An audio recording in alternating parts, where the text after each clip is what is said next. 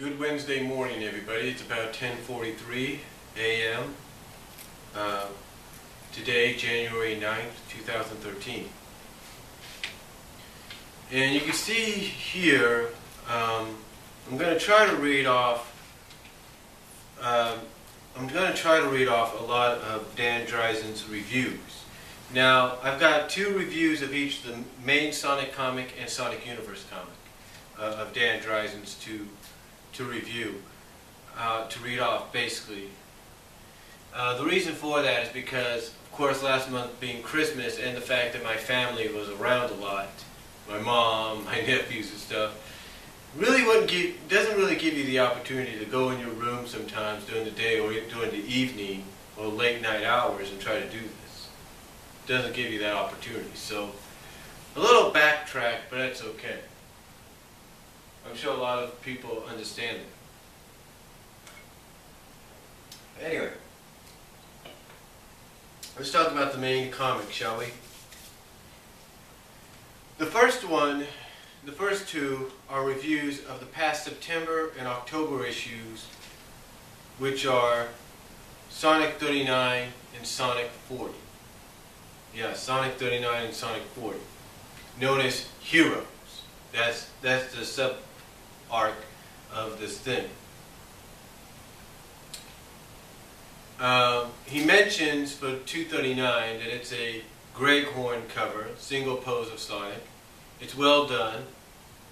He'll say that, but that's it.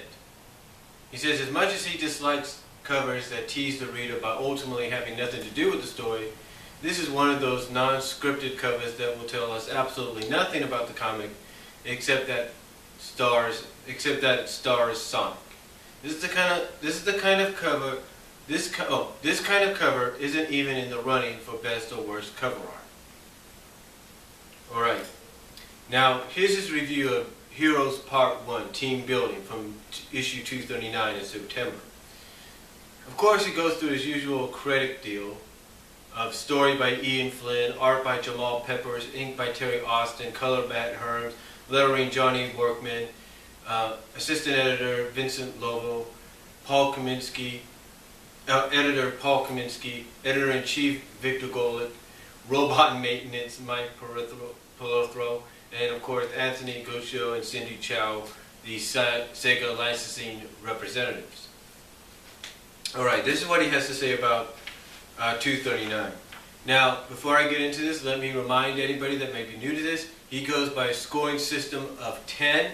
So if you get 10 in all three categories, then it's a perfect issue. And if it's a two-story issue, in other words, one main story, one backstory, and you get 30 on each, that's 60. You get 10 on both stories, 10 in all three categories of both stories, then you get a 60. So if it's a single story and it's all 10s, it's 30. It's perfect for a single story issue. If it's a two-story issue, you get 60, same thing. So, this is what he says about 239, Team Building, Heroes Part 1, Team Building. And I quote Dan Drazen, I quote, Sonic, Tails, Amy, and T-Pup are closing in on the Death Egg, which, inconsiderately, starts moving away and toward New Mobotropolis. But a slow speed chase in the air isn't much of a plot. And since the egg dropped a small, quote-unquote, small invasion force on a village in the Feral Forest,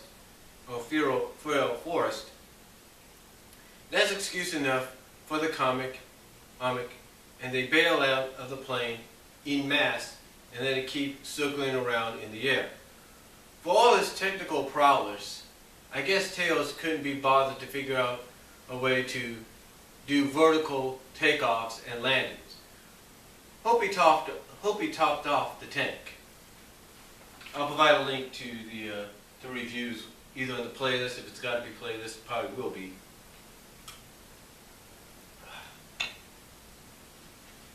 Or not. We'll see what happens. Okay. On the ground, I continue, on the quote-unquote, on the ground, Mecha Sally is positioning the troops as Sonic wonders what the attraction is in this place. Then Then, miracle of miracles, Amy Rose actually says something useful. That is, this is what Elias and his family settled after, quote-unquote, unthinkable, issue 234. When they managed to get clear while Antron got blown up. Having hammered home the plot, she is rewarded with her Pico hammer. Sonic then tries to catch up with Mecha Sally, but she sicks giant silver Sonic on him to keep him busy as she heads towards the hut. Inside, the macho males of Mobius are holding a meeting as Elias and Colonel Summerbreeze trade guff about being able to kick some bot butt on their own without either of them looking out the window. But it's all talk. Elias has to get over to Harvey Who's Spies R Us Emporium while his wife and daughter are spirited away by Mrs. Summerbreeze. The appearance of Lita and Larry suddenly caused him to change his mind because Ian wanted to throw that in. It really makes no sense otherwise. But he's finally talked into acting upon his original decision by the bottom of the page.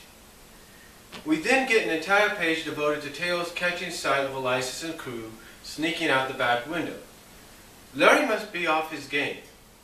If he were a true Jinx, Elias would have sprained his ankle or put his back out while jumping out the window. Anyway, Elias tells Tails, "You saw nothing," and Tails is all, "Okay." Then they run away. Finally, Sally busts into the hut where the Colonel tries that Gandalf, "You shall not pass" thing, and then punches Sally in the face. She throws him against a wall for his trouble. Amy shows up, and we get 2 pages of girl-on-girl action, with Sally being all, "You just want to chase Sonic," with Sally being all, quote-unquote, with Sally being all, and I quote, "You just want to chase Sonic," and Amy being all, "as if." Tails then shows up to tell the Colonel, who's still regaining conscience, that his wife and the Acorns made it out the back, which would be a good thing, except that he said it while Sally is still in earshot. Oops! That one was for the sake of the readers, anyway. With Amy and Tails in her face, Sally breaks out a flamethrower to even the odds. She blasts through a wall, setting a nearby hut on fire, and bails out of the fight. Sonic, meanwhile, is getting served by Silver Sonic. But since life has handed him a very large and lethal lemon, he decides to make some lemonade by having it plow through some egg swats. Sonic could use a Deluxe Ex Machina right about now, but has to settle for the Deluxe Ex Machina in the form of T-Pup, who deploys a status plot device to immobilize Silver Sonic. Sally calls for reinforcements, and Amy has to break off her attacking Sally when the egg swats start swarming. She finally realizes that Elias and family have made themselves scared. Meanwhile, the Pharaoh Foresters have gotten their act together. In addition to giving Silver Sonic the Gulliver on the beach treatment, they're going up against the remaining egg swats with axes, swords, and in the case of Colonel Summerbreeze, bare knuckles. Yeah, good luck with that. That's Sally's cue to hit some huts on fire and some egg swats. Oh, never mind. That's Sally's. I got a little ahead of myself. I'm sorry about that. All right. That's Sally's cue to hit the sky and return to the mothership. And since the village has some huts on fire and some egg swats pestering the villagers, Sonic and crew can't give chase. Besides, there's still that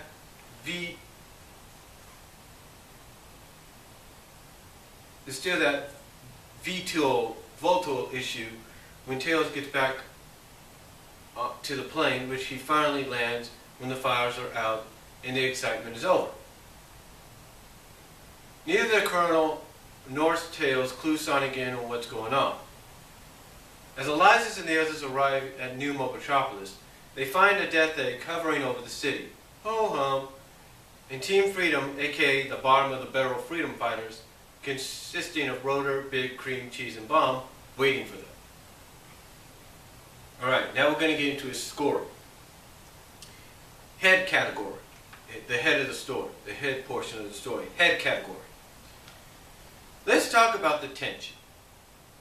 That's where the reader slash viewer slash audience sees something threatening, heading toward the hero, getting closer and closer. It's a staple ingredient of slasher movies as we see the inhuman human killing machine moving closer to his next victim, who doesn't have the good sense to look over her shoulder. Showing Mecha Sally standing what appears to be 10 yards or so from the hut where Elias and the rest are huddled is supposed to induce that kind of tension, but it fails miserably. For one thing, Elias is never allowed to look out the window. If he had, he would have seen that they were on the verge of being attacked by his own sister. A plot point that Amy Rose had already mentioned, which would have changed up the emotional dynamic of the story if Elias were aware of it. Ian passes up a major heart moment in favor of a minor one with Elias and Meg's abbreviated one-panel farewell. He also needlessly delays Elias' leave-taking by having him dither uselessly about leaving and then by arguing with Lita. Dramatically, it all makes no sense. I feel that the italic written real reason was to be able to fill up the 3 pages, if you include the escape out the window and into Taylor's presence. The culminating effect is that whatever tension Ian invested in the story is totally drained away by the time Sally punches through the wall or door or whatever. A delay of 1 page would have worked. A 3-page delay is just plain fatal to the pacing. I'm almost expected to see a receptionist in front of the hut look at Sally, who's been sitting around leafing through old magazines, and tell her, "Sally, to keep you rating, the victims will see you now." Kudos to Ian for proving me wrong in one respect. I thought for sure that after Trouble in Paradise, Sonic Universe 17 to 20, we'd never see T-Pup do anything substantial again. But here he manages to thwart Silver Sonic with some kind of stasis charge. It's too convenient to have him deploy that gimmick here, and I hope that Ian doesn't make a habit of it the way the Warp Wing has been cheapened. Still, it wrapped up the chase sequence. Once again, Sally did less damage than she was capable of doing, with those laser-like forearm shields. I imagine she could have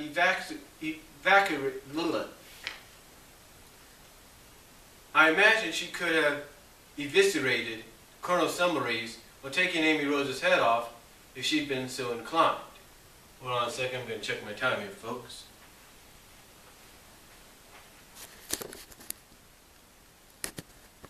Okay, I got about a minute left, so let's try to get this out of the way.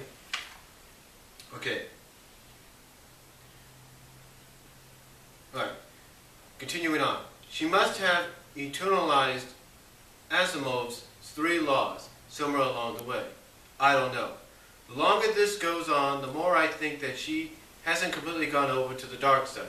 If she had, she'd be doing a lot more damage. Archie standards or no Archie standards. And I think I will stop there.